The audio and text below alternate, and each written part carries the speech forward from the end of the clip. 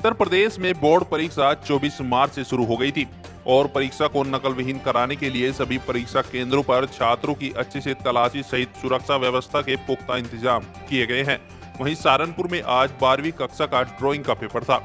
वहीं बच्चों ने अच्छे तरीके से ड्राइंग बनाई। जैसे ही बच्चे ड्राइंग का पेपर देकर परीक्षा केंद्रों से बाहर निकले तो उनके चेहरे पर एक अलग ही मुस्कान थी। वहीं जब हमने बच्चों से पूछा कि आज ड्राइंग का पेपर कैसा था, तो बच्चों ने कहा कि ड्राइंग का पेपर काफी अच्छा था और उन्होंने बहुत अच्छे तरीके से ड्राइंग बनाई, जिसमें उन्होंने कहा कि 80% से अधिक ड्राइंग में उनके अंक आने की उम्मीद है।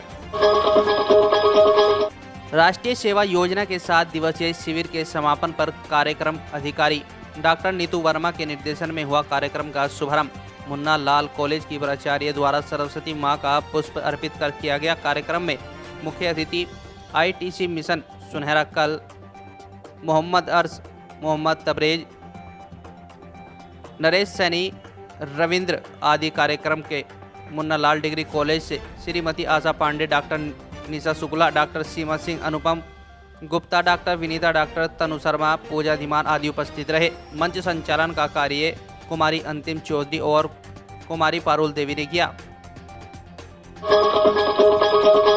सहारनपुर भाजपा पार्टी की MLC चुनाव की प्रत्याशी वंदना वर्मा ने कहा कि भारतीय जनता पार्टी ने सर्व समाज के प्रत्येक वर्ग को विकास के रास्ते से जोड़ा है।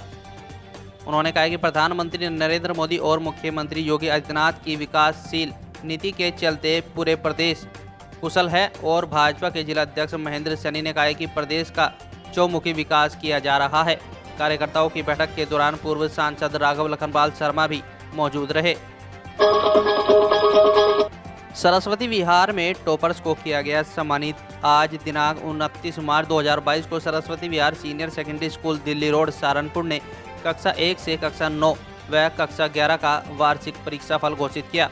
परीक्षाफल देकर छात्रों के चेहरे खिल उठे।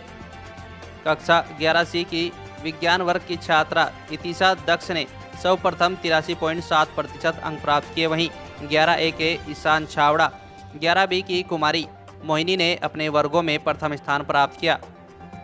आज हमारे विद्यालय Saraswati Vihar senior secondary school Delhi road Saharanpur का होम एग्जामिनेशन का रिजल्ट आया हुआ। सारे बच्चे सभी बहुत अच्छे नंबर से उत्तीर्ण हैं। मैं सभी छात्र छात्राओं को उनके अच्छे परीक्षा फल पे बधाई देता हूं और आशा करता हूं कि वो अपने अगली क्लासेस में उससे बेहतर करेंगे।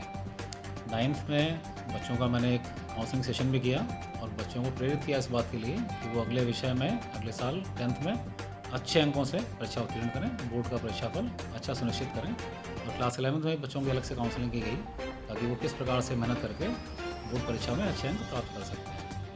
छात्रों के लिए क्या संदेश देना चाहेंगे अपने शिक्षा को लेकर? बस शिक्षा में प्रत्येक छात्र जीवन में एक ही उद्देश्य होना चाहिए, अपनी परीक्षा को अच्छे अंकों में उत्तीर्ण करना। इससे अतिरिक्त किसी विद्यार्थी जीवन में किसी भी विद्यार्थी का कोई अतिरिक्त उद्देश्य होना नहीं चाहिए।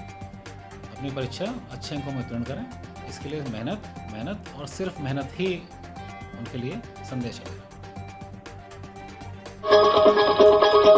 आज शासन के पत्र संख्या 622/2022 के अंतर्गत प्रत्येक जनपदों में पोषण पखवाड़ा का आयोजन दिनांक 21 से 4 अप्रैल 2022 के बीच प्रत्येक आंगनवाड़ी केंद्र पर कराया जा रहा है, जिसमें मुख्य फोकस बच्चों का वजन लेना, बच्चों की ऊंचाई लेना व बच्चों की उम्र के आधार पर ऊंचाई और उम्र के आधार पर वजन लेते हुए बच्चों को चिन्हित करना, अल्प वजन के बच्चों को चिन्हित करना व सेम व मेम श्रेणी के बच्चों का चयन करते हुए उन्हें शासन द्वारा निर्धारित पोषण ट्रैकर ऐप पर सभी लाभार्थियों की फीडिंग की जानकारी दी।